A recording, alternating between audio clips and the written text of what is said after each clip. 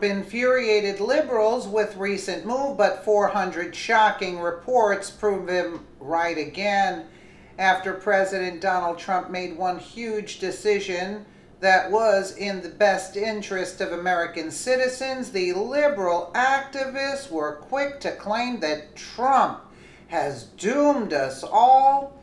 But what are they going to say about a deluge of reports coming out this year? Reports that will surely have them in meltdown mode. Global warming has been a major boogeyman of liberal socialists for decades. It became a trendy topic ever since Al Gore's error-filled film, An Inconvenient Truth. Since then, celebrities and climate activists have demanded that our government pass incredibly strict laws that punish private citizens and businesses. This is all in the name of reducing CO2 emissions, which is what they claim is harming the planet. President Donald Trump was hammered by environmentalists for pulling out of the Paris Climate Accord. Notice they changed the title, right? Despite the fact that the agreement was bad for our economy and would give millions to China and India for doing nothing. They claimed that he was trying to harm us and the planet.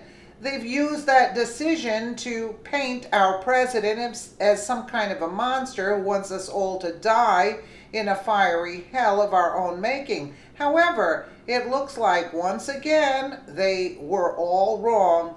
This year alone, 400 scientific reports have come out that find global warming is a myth.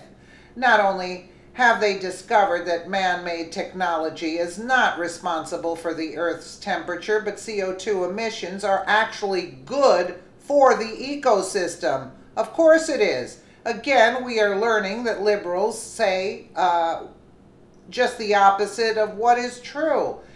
When I reported earlier this year on the 58 scientific papers published in 2017 that say global warming is a myth, the Greenies' heads exploded. Since then, that figure has risen to 400 scientific papers.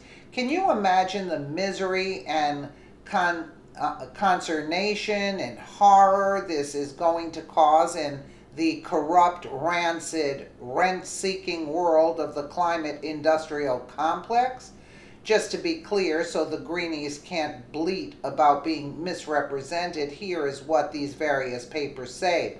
Modern temperatures, sea levels, and extreme weather events are neither unusual nor unprecedented. Many regions of the Earth are cooler now than they have been for most of the last 10,000 years, source Breitbart.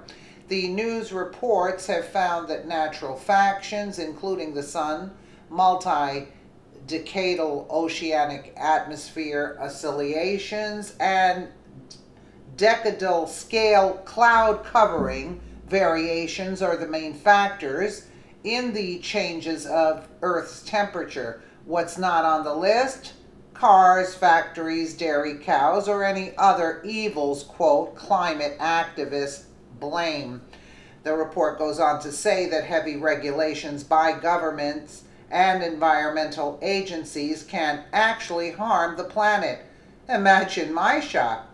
And current emissions mitigation policies, especially related to the advocacy of renewables, are often costly, ineffective, and perhaps even harmful to the environment.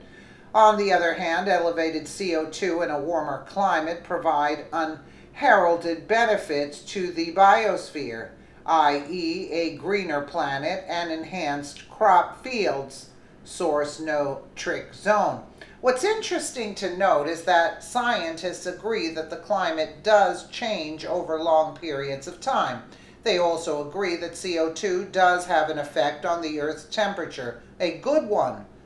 What they are denying is the massive devastation, the world-ending predictions made by climate alarmists who use the issue to push for greater government control over citizens' lives and private businesses. What they are saying in their different ways is that global warming, as in the big scare story that the planet is heating up at a catastrophic, unprecedented rate because of man-made CO2 emissions is bunk, or that the methods being used to combat the problem are bunk. Source Breitbart. Some of the other factors in global temperature changes, aside from solar activity, which we have no control over, natural oscillations of ocean temperatures over time, the temperatures of these massive bodies of water go up and down. It has nothing to do with the kind of car you drive. Many of the reports, which I doubt CNN or the New York Times will mention, have findings like this. 20th century precipitation variability in southern Tibet falls within the range of natural variability in the last 4,100 years and does not show a clear trend of increasing precipitation as projected by models. Source, the University of Arizona. That means all the pruises in the world have no impact on whether or not you have a warmer than usual fall. This is pretty important stuff. Liberals use global warming to guilt trip countries into doing terrible things. They punish companies by levying heavy CO2 taxes. They deny private citizens the ability to own or build on their land. They use sad pictures of polar bears to make you feel like a jerk for driving your SUV. And how about the greenhouses? They're not allowing people to grow things, right? They attacked President Donald Trump for pulling out of the climate accord, claiming he was dooming us all. But as with many other issues, he's coming out right along. The next time a liberal coworker or a neighbor tries to throw some Al Gore crap in your face, show them this article. And also, I'd like to add, are you kidding me? The Paris Climate Accord was just going to make Americans pay, and China didn't have to pay till, I think, 2030 or something. I mean, or for 30 years, I'm not even sure, but something along the lines of they weren't responsible for another like 20, 30 years, and they are the most, they pollute the most. I mean, and it would cut our industry, whereas the American people would be out of jobs, and all this money would be going to the UN, whom we can't stand anyway. Let me know what you guys think in the comments below, and again, thank you so much for watching.